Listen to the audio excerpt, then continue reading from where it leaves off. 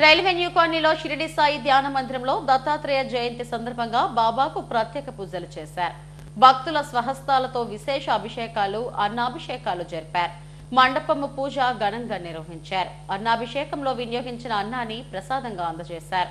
దత్తాత్రేయ జయంతి సందర్భంగా ప్రత్యేక పూజలు నిర్వహించామని ధర్మకర్త శేషగిరి తెలిపారు.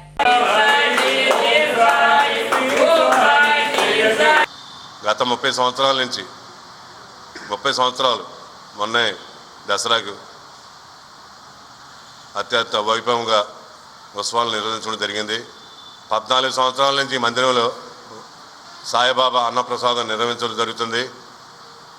అది కాకుండా మరలా 4 సంవత్సరాల నుంచి మాలధారణ ఎవరైతే చేశారో వాళ్ళందరూ కూడా మందిర ప్రాంగణంలో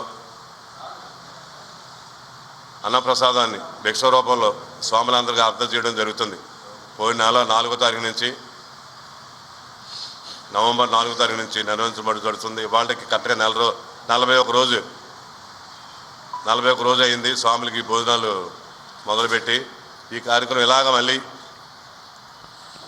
జనవరి 8 వరకు నిర్వహించడం జరుగుతుంది.